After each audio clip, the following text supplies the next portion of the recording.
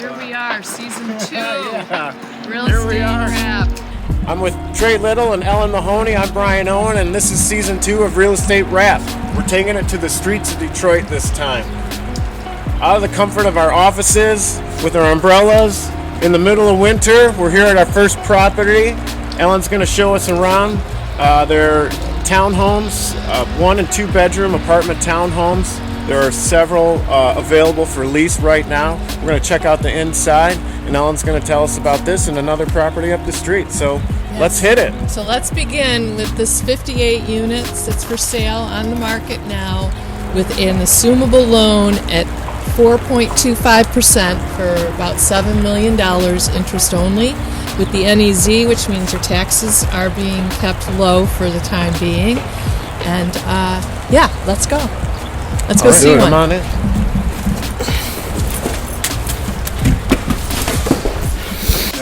This inside is nice. One of the units, they all pretty much look the same. They're very well cared for. Hardwood floors, stainless steel utensils, appliances. I don't sell apartments.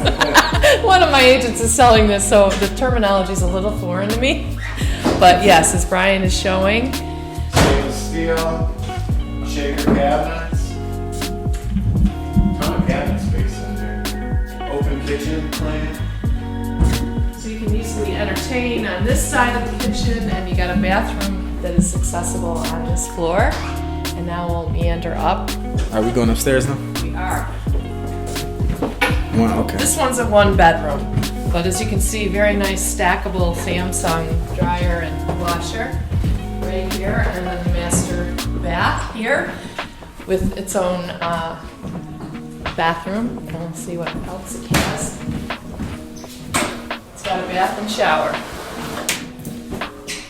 vanity, and it looks like what might be a utility closet. Yes. So it's a utility closet where you would have most of your furnace, your own furnace. That's the water heater. That's the tub. furnace. I got it now. And then there's Water also pressure. and linen closet here. It's all here. It's very compact, but it is all here. I always check the water pressure. Yeah. That's important. Yeah, This developer does take very good care of his property. There's no 2 ways about it. What's this over here? Closet. Must be a walk-in, huh? Ooh, I like Yeah. this. Walk-in closet with shelves. So this is ideal for what? Like a like two people? 2 people probably. Okay. Maybe a small child. if you're brave. Yeah. Yeah, because it does have stairs right there. Brian, for the untrained eye, how is that water pressure? It's pretty good. I think you're gonna get the soap out of your hair pretty quickly with that. So this is for one of these, I don't know which unit, but there are units for rent here. There are 2 units available. Just call my office. Remax. Connection Detroit 248-505-2509. Nice. Let's check out another unit. Okay.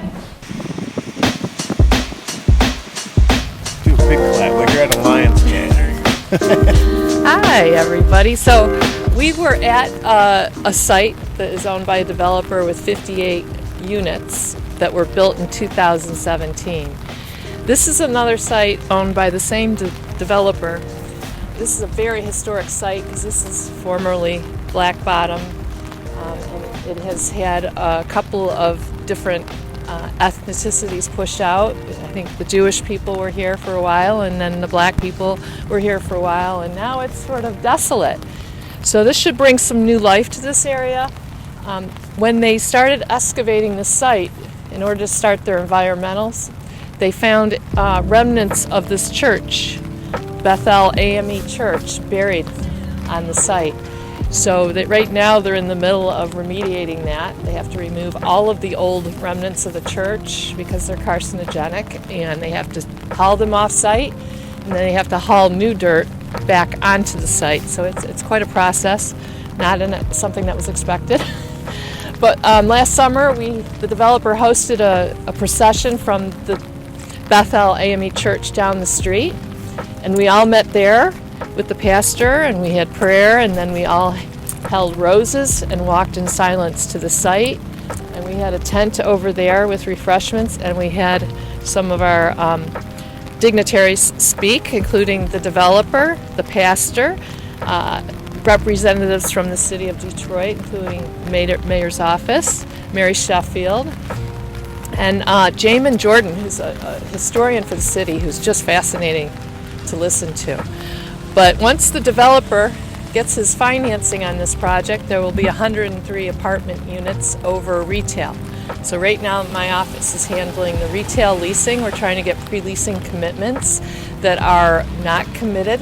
They are just proposals in order to sort of support to the lender the viability of the project. Show that people want to live here.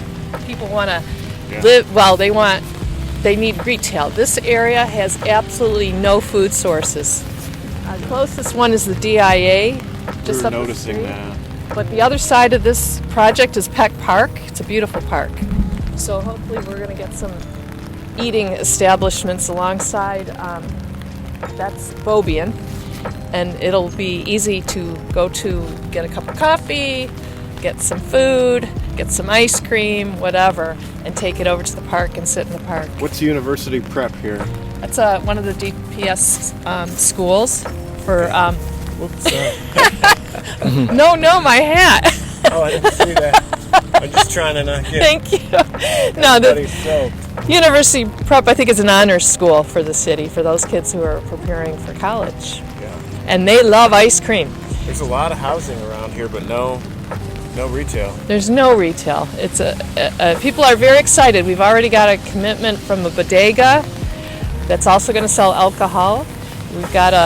We're in the middle of forging a commitment with Corner Store, which is a friend of mine's business, and another takeout business that she's partnering with. So she's going to do a small grocery store, and he's going to do a takeout establishment. We had a meeting yesterday with somebody who does incredible cakes and puddings and things. And then we're meeting tomorrow with a coffee retailer. So, and CCS is also going to be a tenant in this project. So we still are looking for commitments. My contact information is on that sign. Please call, and I'm happy to talk to you about it. This is an old neighborhood. It is. Should we Check that out. How old do you think that house is? 18? I would say 1860. That was a hospital, right? or Wasn't that the house that was a hospital? something. Yes. First black owned or something like that, yeah. Done something. Nice. On to the next property. I think we're going to head to Jefferson Chalmers next. Yes. All right, we're back. We're at 500 Manistee at the corner of Manistee and Essex in the middle of the Jefferson Chalmers neighborhood. We're here at Neighborhood Grocery. You can go ahead on in. Don't worry about us. Yeah. Rafa Wright is the founder of Neighborhood Grocery, eliminating a food desert in the middle of Jefferson Chalmers. This was once basically a liquor store with some prepared food. You could get your pizza and maybe a sandwich here, but now he's going to have prepared food, fresh produce, everything from fresh broccoli to avocados, bananas, to wonderful frozen meats and vegetables, and all of the really everyday needs that someone in the neighborhood might need for convenience. So follow us, come on in, let's check it out.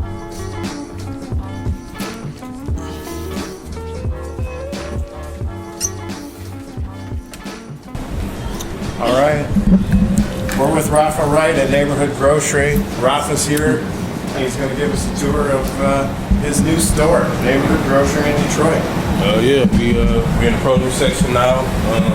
For the start, we touch all categories. So we are a grocery store by size and by offering. So we're in the produce section here, slash beverages, slash household goods. We got everything that's for the most part in season, with the exception of the lemons and oranges. But eating within season is important. We promote that here. We got our healthy beverages and then our not so healthy beverages here. We work with Fago exclusively on the carbonated beverages and a few other things. We got grains, we got condiments, snacks, we got dairy, we got meat, we got more household goods, supplements. We are now in the section where we play chess every week. Every Wednesday, Wise Guy Chess Club comes by from 6 to 10 p.m. and they have a good old time. You know, it's one of my favorite days of the week because of the chess club. So this is not only just a grocery store; it's a multi-use space.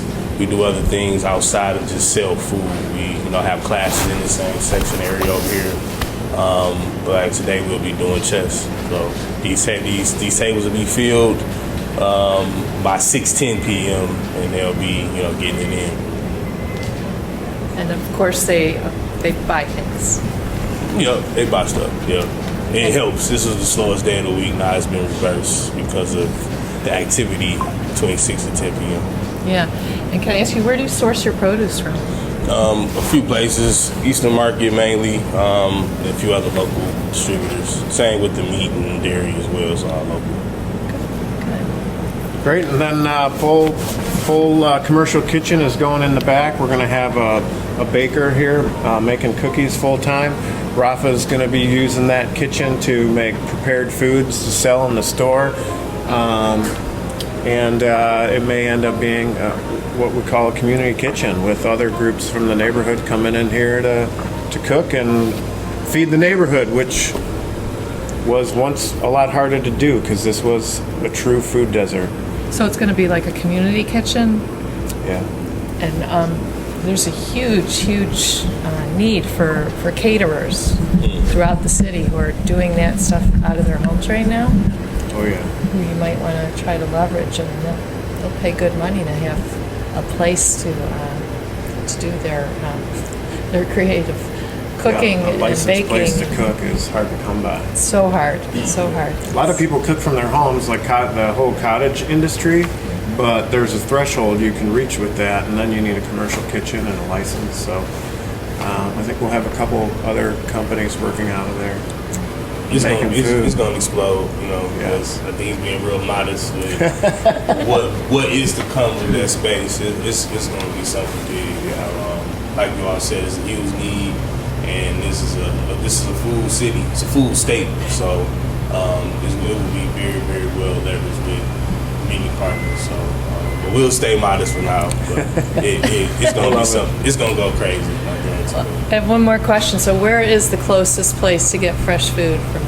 I don't know, because we got a few spots that's I guess of equal distance. We got the Aldi. I think that's like Aldi, yeah. Yeah, Aldi. And then you have a Kroger over here as well. You got Parkway.